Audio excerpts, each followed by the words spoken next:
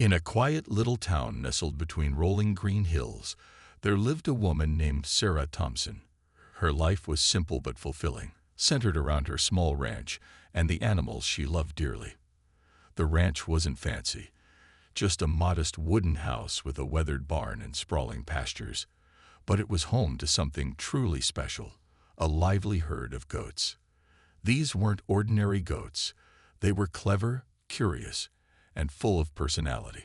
From Billy, the ringleader who always seemed to find trouble, to Daisy, the gentle mother figure of the group, each goat had its own unique charm. Sarah's days were filled with laughter as she watched her goats leap over fences, nibble on wildflowers, and chase each other through the fields. To her, they weren't just farm animals. They were family. She often joked that if humans could learn half the joy these goats brought to her life, the world would be a much happier place. But while Sarah cherished her peaceful existence, not everyone in the neighborhood shared her affection for her four-legged companions. The community where Sarah lived was part of a strict homeowners association, HOA. The HOA prided itself on maintaining a certain image: perfectly trimmed lawns, neatly painted houses, and no signs of anything unruly or out of place. Unfortunately for Sarah, her goats didn't quite fit into this picture-perfect vision. Over time, complaints began trickling in from some of her neighbors. One said the goats made too much noise in the morning. Another claimed their playful antics near the fence scared her dog. And then there were those who simply didn't like the idea of livestock so close to their suburban homes. Leading the charge against Sarah was Mr. Grayson, the head of the HOA board. He was a tall, stern man with a perpetual frown etched onto his face. Everything about him screamed order and control, from his perfectly pressed suits to his clipboard full of rules.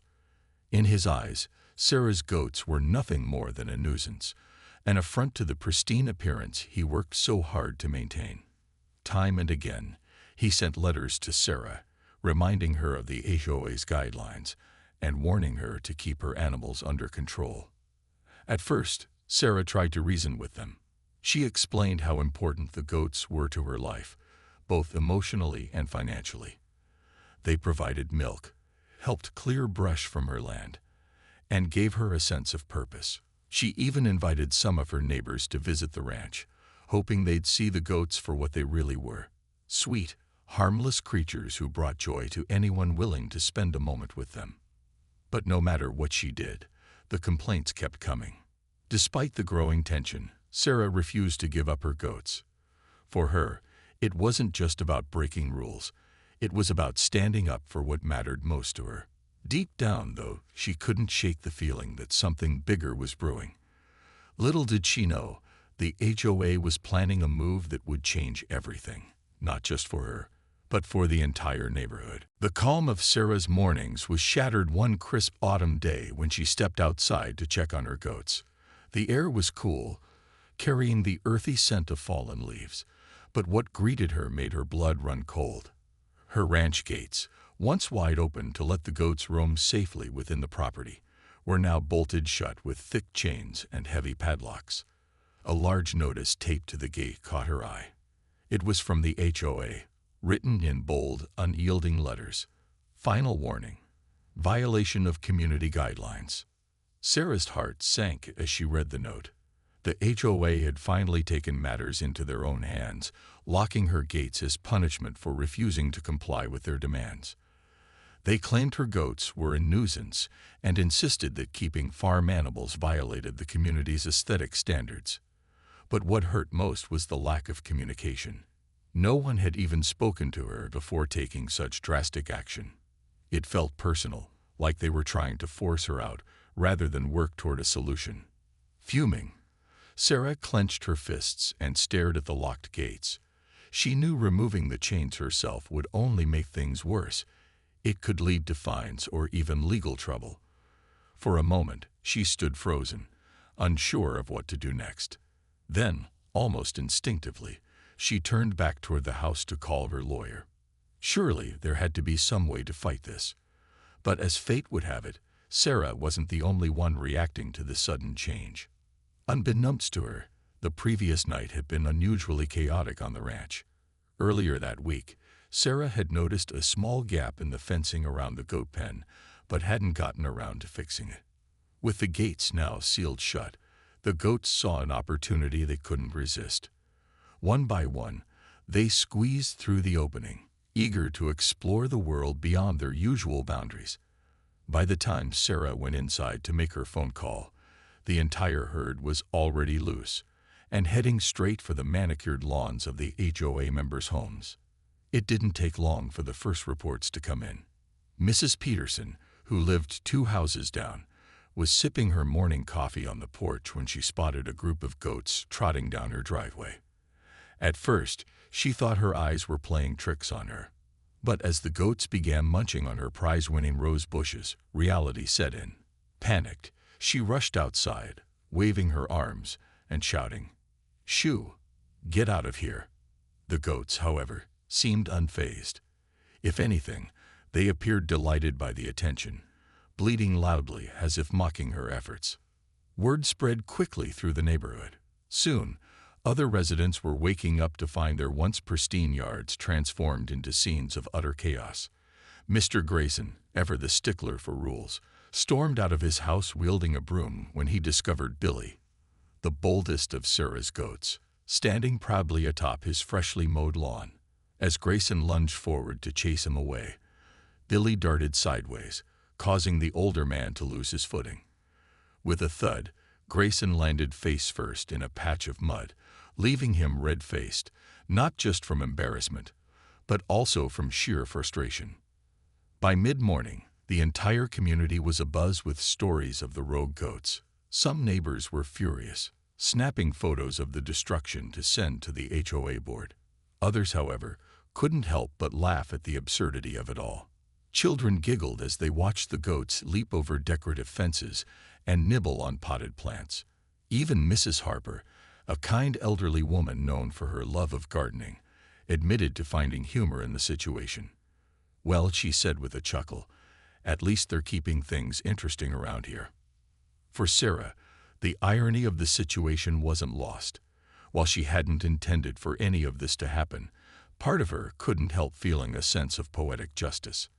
After all, the HOA had gone out of their way to punish her, yet their actions had unleashed a storm they clearly hadn't anticipated. Still, she knew this was far from over.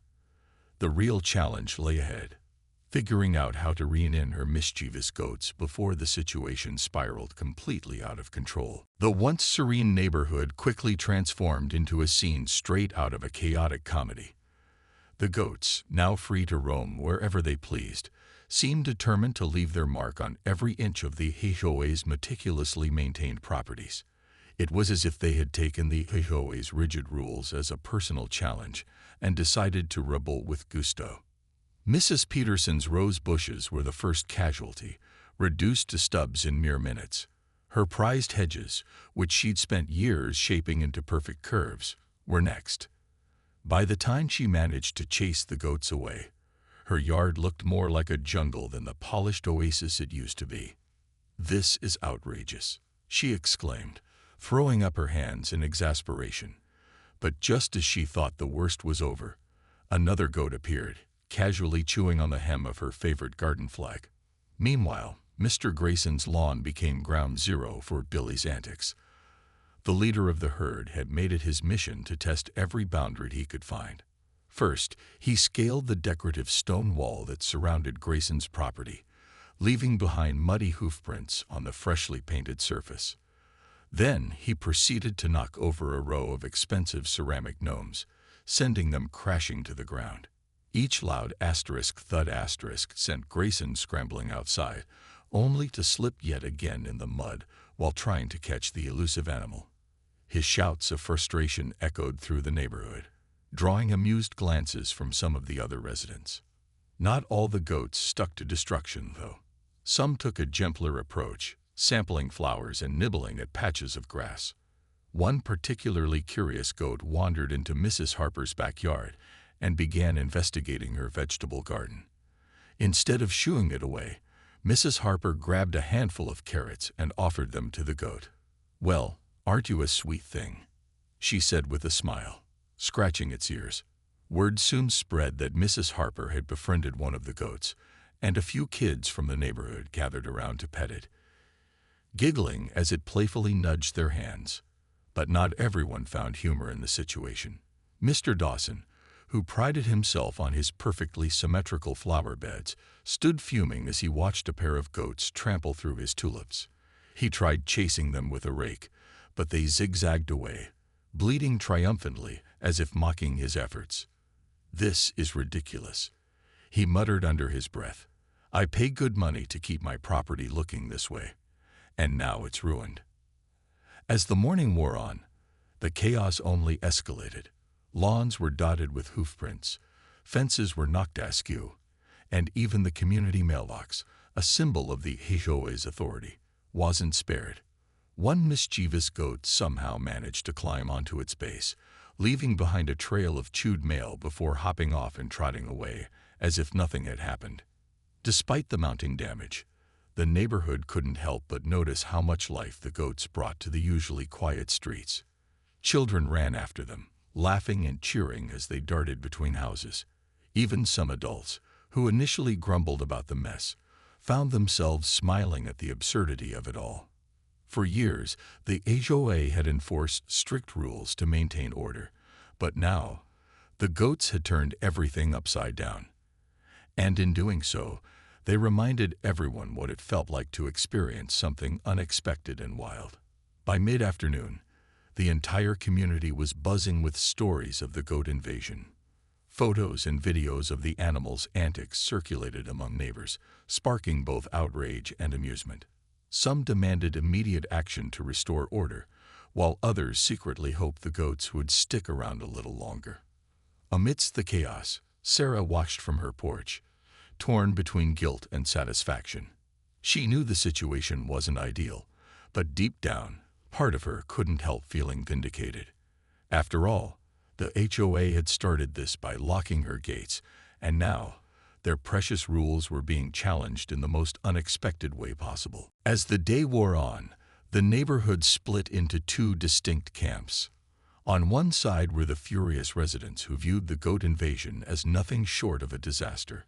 These were the same people who had always supported the HOA's strict rules and expected everyone to follow them without question. To them, the goats weren't just a nuisance. They were an assault on the community's carefully curated image. Mr. Grayson led this group, pacing back and forth in his mud-streaked suit, muttering about lawlessness and property values.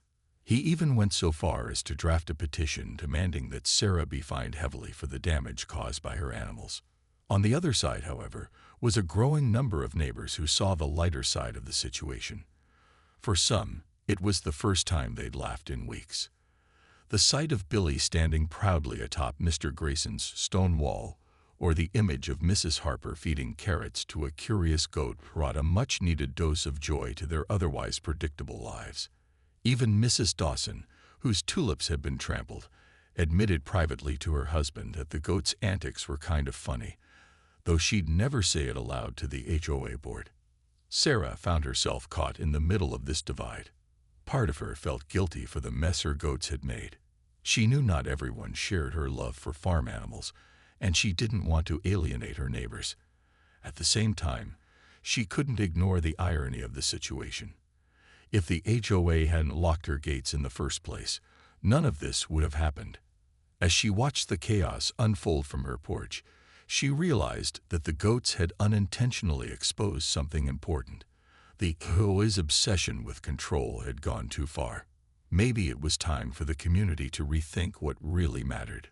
Determined to make things right, but also to stand up for herself, Sarah decided it was time to take action. She called Mrs. Harper, hoping to enlist her help in rounding up the goats. Mrs. Harper, ever the peacemaker, agreed immediately. Together, they came up with a plan. Armed with buckets of grain and soothing calls, they set out to lure the goats back towards Sarah's property. Along the way, they were joined by a few other sympathetic neighbors, including young Tommy, who had spent most of the morning chasing after the goats with his friends. The roundup proved easier said than done. While some of the goats happily followed the sound of Sarah's voice and the promise of treats, Others remained stubbornly independent. Billy, in particular, seemed determined to stay out as long as possible. He darted between houses, leaped over fences, and even paused dramatically to bleat at anyone who tried to catch him. Every time someone got close, he would scamper off, leaving behind another patch of chewed grass or a toppled garden gnome. Despite the challenges, progress was being made. Slowly but surely, the herd began to shrink as more goats were coaxed back toward the ranch. By late afternoon, only Billy remained on the loose. Exhausted but determined, Sarah chased him down one last time, finally cornering him near the community mailbox. With a mix of patience and gentle coaxing, she managed to guide him into a makeshift pen she'd set up near the house. As the sun began to set, the neighborhood fell silent once again. The goats were safely contained, though the evidence of their adventure lingered everywhere. Hoof prints on driveways, nibbled flower beds, and muddy streaks on freshly painted walls. The HOA board wasted no time calling an emergency meeting to discuss next steps, inviting Sarah to attend. Though nervous, she agreed, knowing this was her chance to advocate for herself, and perhaps spark a larger conversation about the balance between rules and compassion. For now, the battle lines had been drawn, but the outcome remained uncertain. Would the HOA double down on its rigid stance, or would they learn to embrace a little unpredictability? One thing was clear: life in the neighborhood would never be quite the same again. The emergency HOA meeting took place in the community center, a bland room with beige walls and rows of uncomfortable plastic chairs. The atmosphere was tense as residents filed in, their faces reflecting a mix of anger, curiosity, and reluctant amusement. Sarah arrived last, her heart pounding but her head held high. She knew this was her chance to speak up, not just for herself, but for the goats she loved so dearly. Mr. Grayson called the meeting to order, his voice sharp and commanding. "Ladies and gentlemen," he began, "we are here today to address the unprecedented disruption caused by Ms. Thompson's goats. This incident has not only damaged property but also undermined the integrity of our community standards." His tone left no doubt about where he stood. Sarah's goats were the enemy, and drastic measures were needed to restore order. Sarah listened quietly as other board members echoed Grayson's sentiments. One woman complained about the cost of repairing her flower beds. Another man griped about how the goats had ruined his plans for a backyard barbecue. Each complaint felt like a weight pressing down on Sarah, but she reminded herself why she was there. When it was finally her turn to speak, she stood up slowly, taking a deep breath before addressing the room. "I understand that my goats caused a lot of trouble yesterday," she began, her voice steady despite the nerves bubbling inside her. "And I want to apologize for any inconvenience they caused. But let's not forget what led to this situation in the first place. My gates were locked without warning, leaving me no choice but to deal with the consequences. If the HOA had approached me with understanding instead of punishment, none of this would have happened." Her words hung in the air, met with murmurs from the crowd. Some nodded in agreement, while others crossed their arms defiantly. Sensing an opportunity, Sarah pressed on. "These goats aren't just animals to me. They're part of my life. They help clear brush, provide milk, and bring joy to anyone willing to spend a moment with them. Yes, they can be mischievous, but isn't that part of their charm? Don't we all need a little unpredictability sometimes?" To her surprise, several neighbors chimed in to support her. Mrs. Harper spoke up, recounting how one of the goats had charmed her grandchildren during its brief visit to her garden. "It reminded us all of simpler times," she said warmly. "Maybe we've become too focused on perfection and forgotten how to enjoy ourselves." Even Mr. Dawson, who had been vocal about his ruined tulips earlier, admitted that the goats had brought a bit of excitement to the neighborhood, even if it came at a cost. Seeing the tide beginning to shift, Mr. Grayson grew visibly frustrated. "This is not about nostalgia or entertainment," he snapped. "It's about maintaining the values of this community. We cannot allow livestock to run rampant through our streets." But Sarah wasn't backing down. "I'm not asking you to lower your standards," she replied calmly. "I'm asking for compromise. I'll reinforce my fences, keep the goats securely contained, and work with the HOA to ensure something like this doesn't happen again. All I ask is that you give me, and them, a fair chance." After hours of heated debate, a tentative agreement began to take shape. The HOA agreed to drop their demand for fines, provided Sarah made significant improvements to her fencing, and promised to keep the goats under control. In return, Sarah suggested an idea that caught everyone off guard: an annual Goat Day event. On this day, residents could visit her ranch, interact with the goats, and learn more about their role in sustainable farming. It was a way to bridge the gap between rural charm and suburban expectations. By the end of the meeting, the mood had shifted noticeably. While tensions still lingered, there was a sense of hope in the air. For the first time in years, the rigid rules of the HOA seemed flexible, and the community appeared open to change. As Sarah walked home that evening, she felt a renewed sense of purpose. The road ahead wouldn't be easy, but she believed that with patience and understanding, both she and her neighbors could find common ground, and maybe even learn to appreciate the unexpected joys that life and goats had to offer. In the weeks that followed the infamous goat invasion, Sarah worked tirelessly to make good on her promises. She spent long days reinforcing her fences, adding higher barriers and stronger locks to ensure the goats couldn't escape again. Her hands were callous from handling tools, and her back ached from hours of labor, but she didn't complain. This was her home, her livelihood, and she was determined to prove that she could be a responsible neighbor while still keeping her beloved animals. The HOA kept a close eye on her progress, sending representatives to inspect the upgrades. Mr. Grayson, ever the stickler for detail, made several surprise visits, clipboard in hand, scrutinizing every inch of the new fencing. At first, his presence felt like an intrusion, but Sarah handled it with grace. She even invited him inside once to share a cup of coffee, a gesture that caught him off guard. Slowly, their conversation shifted from confrontational to civil, though neither would admit it openly. Meanwhile, word of the upcoming Goat Day event spread through the neighborhood, sparking curiosity among residents.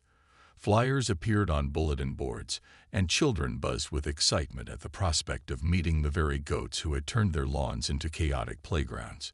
Some neighbors remained skeptical, wondering if the event was just a ploy to win favor, but others embraced the idea wholeheartedly. Mrs. Harper volunteered to bake treats for the occasion, while Tommy and his friends eagerly offered to help guide visitors around the ranch. On the day of the event, the atmosphere was electric. Families poured into Sarah's property, wide-eyed and eager to see the goats up close. The animals, sensing the attention, seemed to ham it up, bleating loudly and prancing around as if putting on a show. Billy, true to form, stole the spotlight by climbing onto a hay bale and posing dramatically for photos. Laughter filled the air as kids fed the goats handfuls of grain and tried their hand at milking Daisy, much to everyone's amusement. Sarah gave a short speech, thanking her neighbors for coming and explaining how goats contributed to sustainable farming. "They're more than just cute faces," she said with a smile. "They help clear land, reduce waste, and even produce milk and cheese. They might be a little mischievous sometimes, but they have big hearts, and I hope you can see that today." By the end of the afternoon, something remarkable had happened. Attitudes began to shift. Neighbors who had once viewed the goats as nuisances now saw them as endearing, quirky members of the community. Even Mr. Grayson softened slightly, admitting to Sarah later that he'd underestimated the bond she shared with her animals.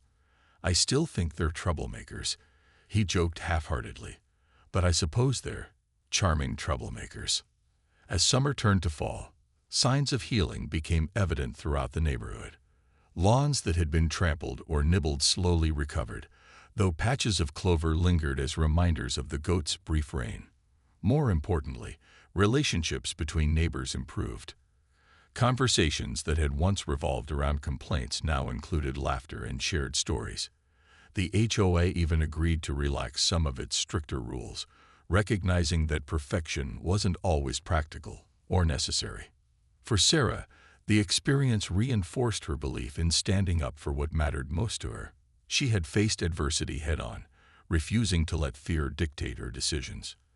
And in doing so, she had shown her community that compromise and understanding could lead to meaningful change. As she watched the sun set over her ranch one evening, surrounded by her goats, she felt a deep sense of gratitude, not just for her animals, but for the people who had come to appreciate them too. Life in the neighborhood would never return to the sterile predictability it once was, and that was perfectly okay. Sometimes, a little chaos was exactly what was needed to remind everyone of the beauty in imperfection. As the seasons changed, so did the neighborhood. The scars left by the goat invasion slowly faded. Trampled flower beds grew back. Muddy footprints disappeared from driveways, and even Mr. Grayson's prized gnomes were replaced with sturdier versions. But beneath the surface, something deeper had shifted. The chaos unleashed by Sarah's goats had cracked open the rigid shell of the HOA's rules, allowing room for a little more kindness, flexibility, and humor to seep in. Sarah noticed the change in small but meaningful ways. Neighbors who had once avoided eye contact now waved warmly as they passed her ranch. Children stopped by after school to visit the goats, giggling as they fed them scraps of bread or chased after Billy when he playfully darted away. Some adults even started asking Sarah questions about sustainable farming, curious to learn how her goats contributed to the land. What had once been seen as an eyesore was now viewed as a unique part of the community, a reminder that life didn't always have to fit neatly into boxes. For the HOA, the goat incident became a turning point. While they still upheld certain standards, their approach softened. Rules that had once felt suffocating were reevaluated, and compromises became more common. Even Mr. Grayson, though reluctant at first, began to loosen his grip on perfection. During one board meeting, he surprised everyone by suggesting a Community Spirit Award to recognize residents who brought joy to the neighborhood. Though no one said it aloud, everyone knew this was inspired by Sarah, and perhaps indirectly by her goats. The annual Goat Day event quickly became a beloved tradition. Each year, more families attended, eager to reconnect with nature and each other. Kids raced through obstacle courses set up with hay bales, while parents sipped fresh goat milk lattes brewed by local vendors. Sarah took pride in watching her animals bring people together, proving that even the most stubborn creatures could teach valuable lessons about patience and understanding. But perhaps the greatest lesson came from the goats themselves. They reminded everyone that life wasn't meant to be perfectly controlled.